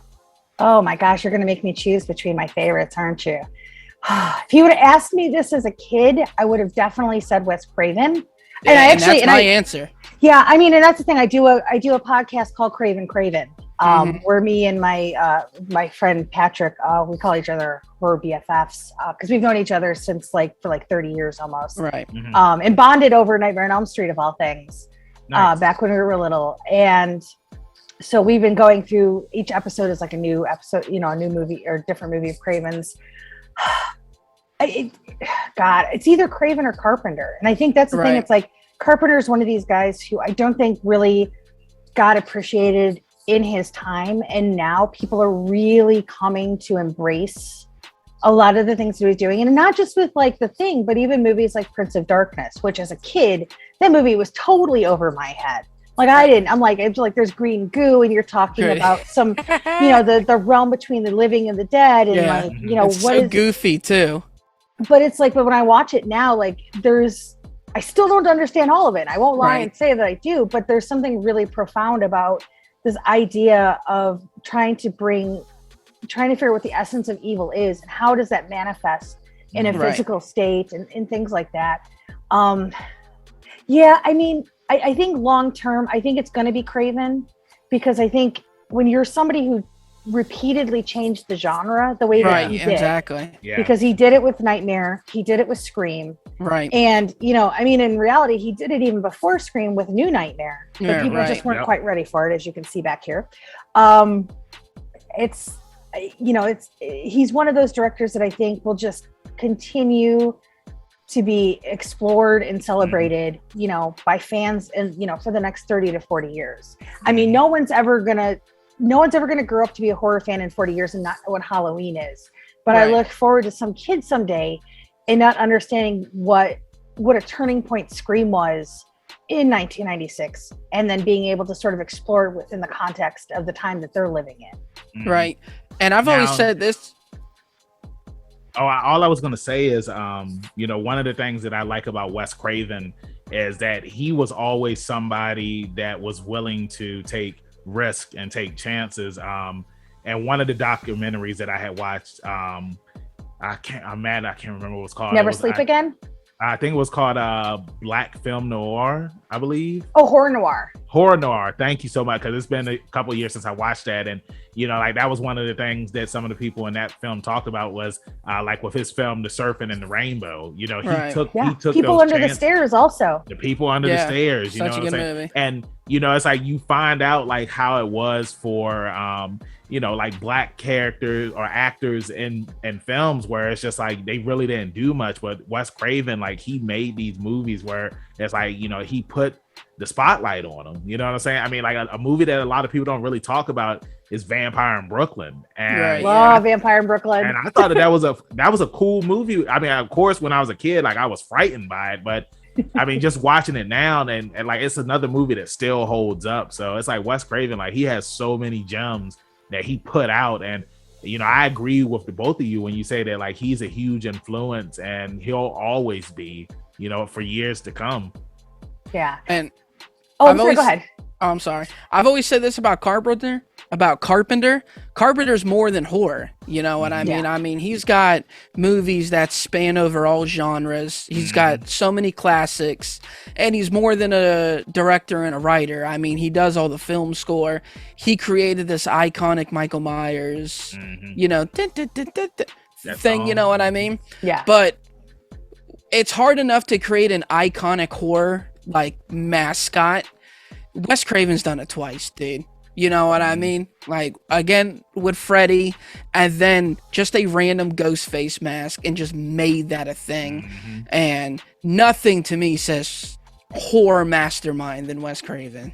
Yeah. It's tough because it's like, for Carpenter, what's interesting is I think so many of his films, he's always wanted to do Westerns. Right. And so many of his movies, like even if you look at something like They Live, that has some of those constructs of a Western in them. Right. Between Roddy and David, like there's like that back and forth between them, even in their fight sequence and stuff like that. And Wes, the thing that's really interesting about him is that he's somebody who actually studied college at Wheaton College in Illinois, which is a very conservative Christian school. So he was going there for like theology.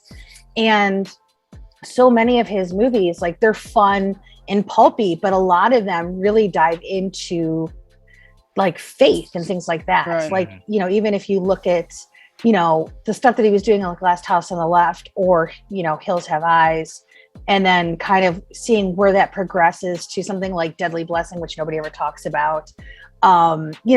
He's such a fascinating filmmaker in that way. And it's like, to be really honest, like the day that he passed, like I cried, cried. And I still get really emotional in August because I know that was the month that he was born and the month that he left us. Right. But like, it's always funny because he was always a filmmaker who was working a few years ahead of the genre, always. Right. And I remember specifically when Scream 4 came out, and I was such a good movie. Right. And it's like, but back when it was first released, there was so much hate for the movie. And I was defender from day one. And it was always this joke that I had on podcasts back like in 2013, where I was like, we are 8 years away from people understanding how great Scream 4 is. And sure enough, this year for its 10th anniversary, I said all these articles celebrating how great Scream 4 was, how forward thinking it was, look at where we're at today and how kids, like, they don't want to go out and get discernible skills. They just want to go be YouTube famous. And it's like, it's spot on. It's totally spot on. And he's always been a guy who's just been working a little bit ahead of the curve, and it takes the rest of us some time to catch up. But I'm glad you mentioned Serpent in the Rainbow, because we just literally covered that. That's going to be on the episode coming up. And I'm just like, to me, I love Freddy. That was like my introduction, of course. But to me, the scariest movie that Wes Craven ever made was The Serpent and the Rainbow. Wow. Because you don't hear that a lot. You do not hear if Zake's okay in that movie, like he's a character that can get you anywhere. He can get you in your dreams. He can get you when you're awake. He can get you whether you're in Haiti, whether you're back in the States, and he's going to steal your soul. Like, to me, that is like the most messed up part. Yeah, and it's just interesting to see like some of the influences that his movies have over time. I mean, because going back to Fear Street, which were one of the killers. Like it was based off of Ghostface. You know what I'm saying? Right. So it's just always interesting to see, you know, the influences that people have had over other properties and whatnot. Now, this is the last question that I have for you, and this is a question that D always asks our guests when we have them up here, and he asks if there was like, what's your favorite horror movies from either the 80s or the 90s? I kind of feel like you're going to lean towards Nightmare on Elm Street because that's, you know, one of the topics that you talk about on your podcast all the time. But like, what's one of your favorites if you had to say pick one from the 80s or 90s? First of all, I want to say, I love 80s horror. I celebrate it all the time. It's like the era I came up in, but I don't think the 90s get nearly as much respect as it should for a lot of the risks that were happening at that time. But I will say it's so easy for me to champion like one of the bigger movies, like a Nightmare or a Scream. But I think one of my all-time favorites, and it's because it came up around the time when like vampires were super cool. So everybody was really into Fright Night. They were really into Lost Boys. I think even to a degree Near Dark, even back then, and Rental, people were really starting to embrace, and I love it. And I love Catherine Bigelow. Point Break is actually one of my favorite all-time movies. But one of my favorites that I always like to champion that people, sometimes they know the artwork, but they may have not have seen it, is a movie called Vamp, which was Vamp. Oh, Mank? Mank? What is it? What did you say? Oh, it's a movie called Vamp. And it was Vamp. Vamp, yes. You said Vamp. And it was directed by Richard Wank, who's gone on to write scripts for like a lot of big action movies and stuff, but it has Grace Jones. Oh my gosh, I can't believe I'm totally blanking. Robert Russler and Chris Makepeace is in it. Getty Watanabe. Dee Dee Pfeiffer's in it, and it's just like filled with these amazing character actors. And I just remember renting it on a lark when I was a kid because it had the coolest poster with like this bright red lipstick with these vampire fangs coming off the font. And I was like, I need to see this movie. And I'm so glad my mom didn't watch it with me because it takes place at a strip club. So that's probably not appropriate when you're 9 years old, but whatever. But I'll tell you, like, the power that Grace Jones has in that movie is incredible. And it's one of those, like, I always feel like it gets lost in the mix when everybody talks about like 80s vampire movies. And it's, for me, it's one I always will talk about because I love it so much. And it just, for me, was like, it's everything that I want out of a horror comedy.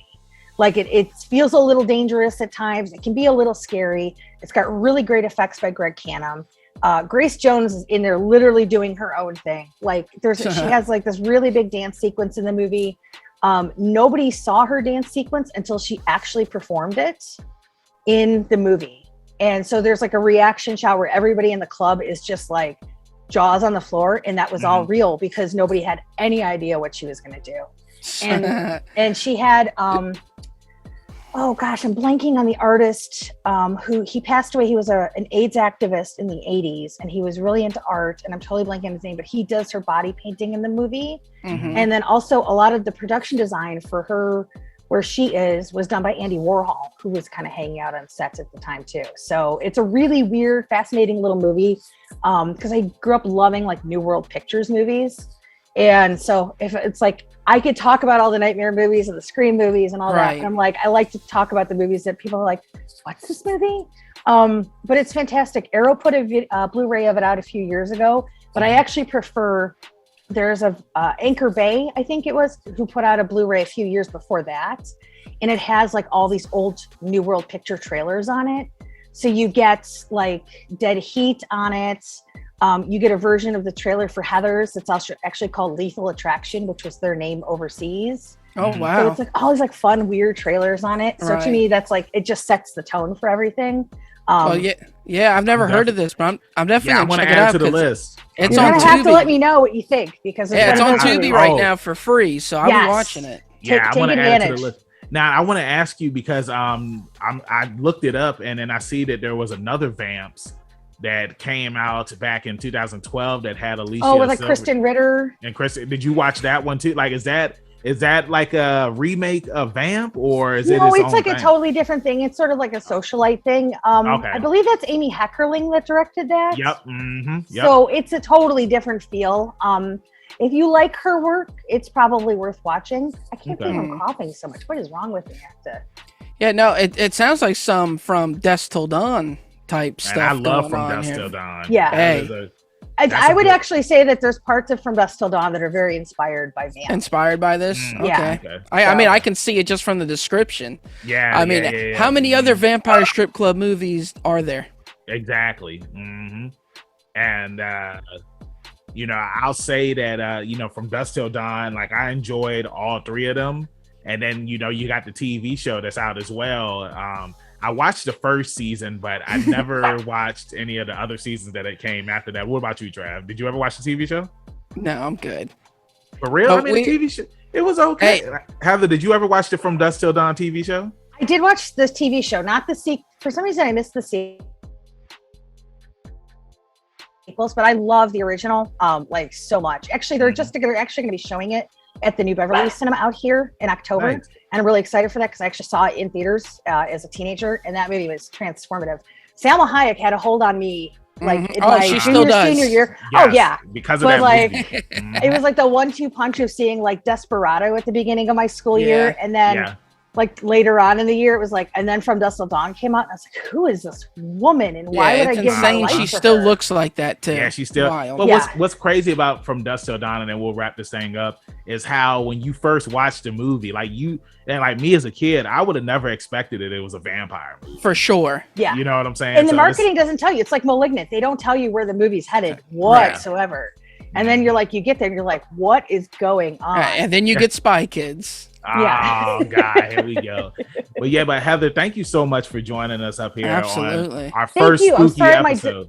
Thank you. I'm sorry my dog's freaked out at the end. D, that just means D's here in spirit? Yeah, because D's dogs, they always freak out, and we needed to hear them dogs. So Heather, thank you again for joining us. Before we let you go, let everybody on social media land know where they can find you at and where they can listen to all of your podcast stuff at. Oh, for sure. So you can find all my writing over at dailydead.com. Sometimes I do have articles that pop over at fangoria.com as well. You can find me on Twitter at the Horror Chick.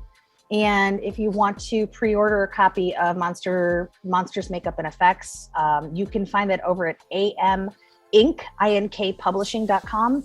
It comes out October 20th, but they actually have already started shipping out copies, which is kind of cool. So you can get it on Amazon, but if you want it quicker, you can go straight to the source there. We also do a podcast on Daily Dead called Corpse Club. So you can find out more about that at corpseclub.com. And then Craven is done over at fthismovie.net. Nice. So yeah, wow, that's a lot. Awesome. No wonder I'm so tired all the time.